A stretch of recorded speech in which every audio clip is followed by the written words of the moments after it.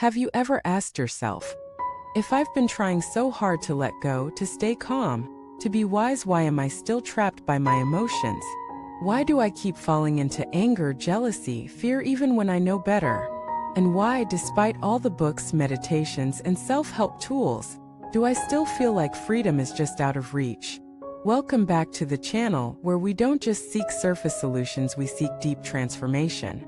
Today we're going to confront a powerful question that every seeker must face eventually.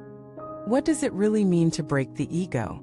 And why does our suffering persist, even when we think we've already let go? Let us start with something uncomfortable. Most people on the spiritual path think they're trying to break attachments, overcome desires, dissolve anger or pride. And yes, those things matter.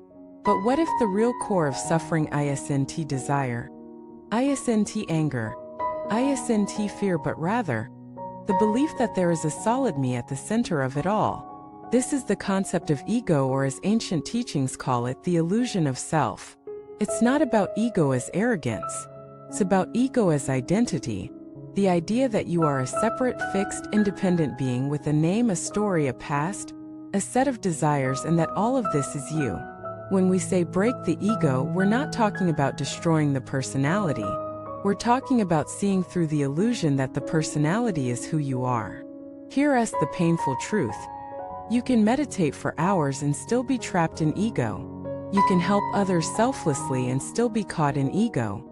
You can even renounce everything and live in a cave and still secretly believe, I am someone who has renounced everything. Do you see it? Ego is subtle. It wears many masks. Even the mask of spiritual humility. Even the mask of I have no ego.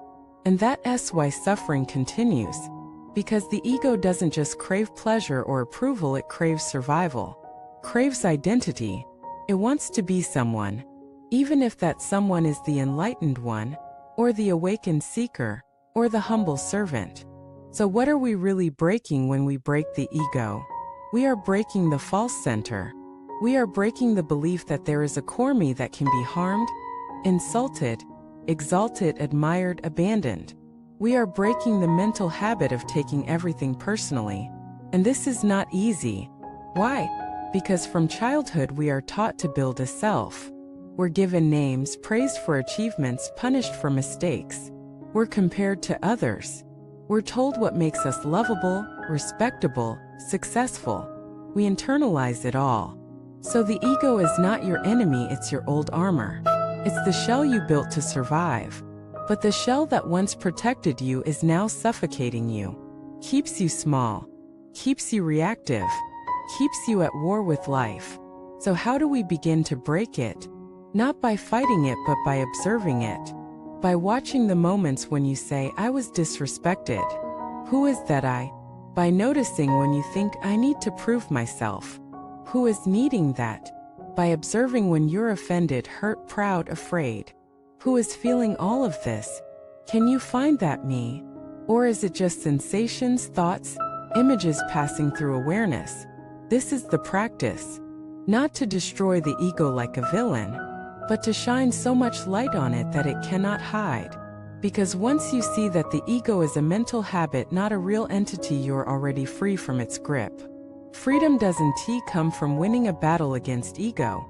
It comes from realizing there was never a battle. There is only seeing. Seeing that every story you tell about me is just that, a story.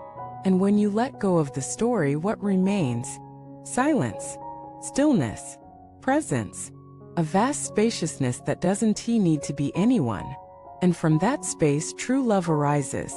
True wisdom arises. True freedom arises. Because now you're no longer living to defend a self. You're living to express life itself. Let us make this practical. Next time someone says something that hurts, pause. Feel the reaction. Don't suppress it. But also don't believe the story. Ask. Who exactly is hurt right now? Is it the body? The mind? The image of me I'm trying to protect? Just sit with it.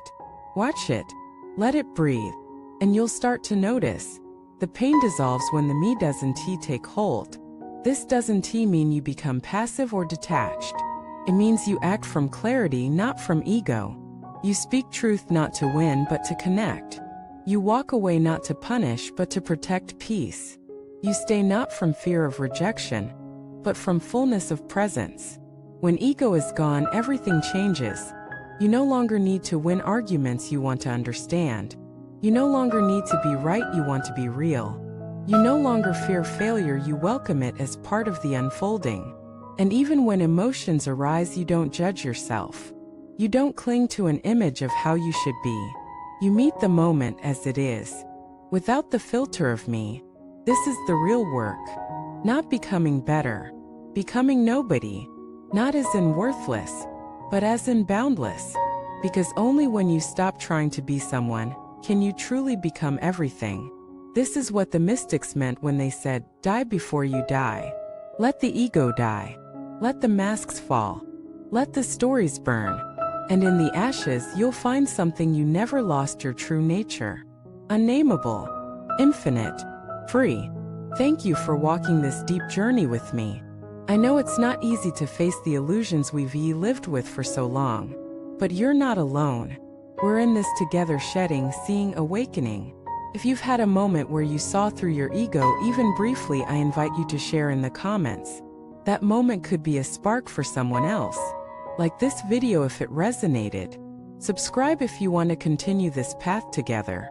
And click the bell so you don't miss the next insight. Thank you for watching this video.